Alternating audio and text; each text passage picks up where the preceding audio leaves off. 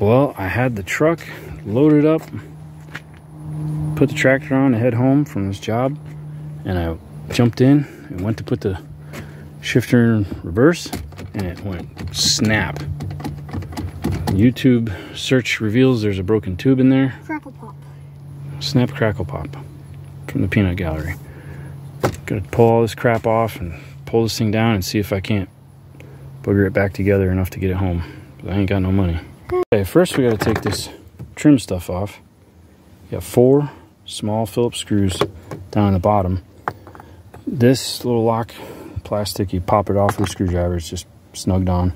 This thing here, you unscrew it counterclockwise. You pull it out, it's screwed into a bracket, and then that'll come off right there. There's 4 of these 13 millimeters, 2 up at the front, 2 at the back, splayed out.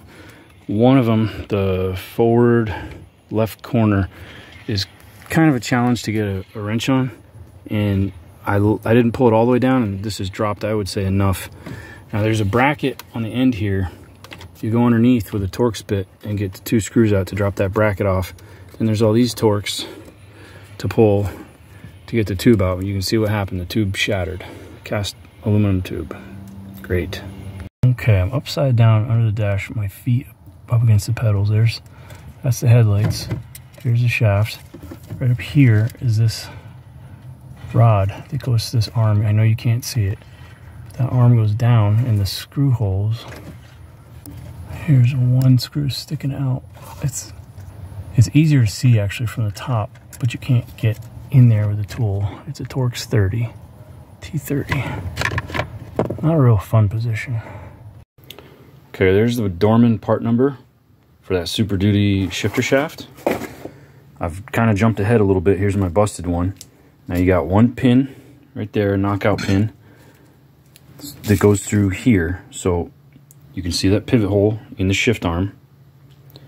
That pivot hole lines up right there like this, and this goes through that internal shaft.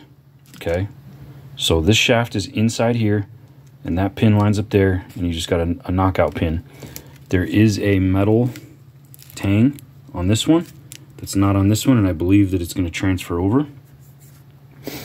Then at the, so you pull out your steering, and all that blue tape is because this thing, it's common for these wires to get chafed and pinched and then ground, and it blows a fuse and you lose your overdrive, and I can't remember what else, but I should go and buy that part, but I am too cheap. So that's just, it's been soldered up and taped up with friction tape so that it stops getting chafed, because there's not a lot of room in there for the wires. Now at this other end, you've got this lever here with another knockout pin. So you just knock that pin out, slide this guy out of here. Okay, so there's the pin, there's that. And then there's a spring right here. I believe we're gonna have to transfer over. And then I would say that that's all of it. So this is really rubbish. And I'm gonna have to put the camera down to get that tab off, that little metal cleat that holds the pin. And I'm gonna transfer that over.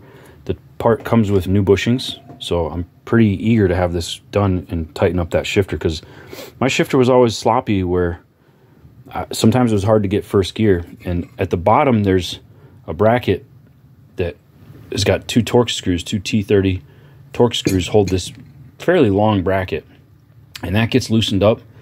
It's not uncommon for Super Duties to come out of park. I would not trust one of these things. If your shifter's a little sloppy, do not trust the park feature from the automatic transmission on that truck. I would put some wheel chocks or set the e-brake. But I'm eager to have that shifter feel nice and new again. All right, I got the new piece in here. We got 2 saddles that hold it in on those bushings. I put some grease on the bushings. Make sure you got your pin in there on your shift arm. Make sure it's really drove in.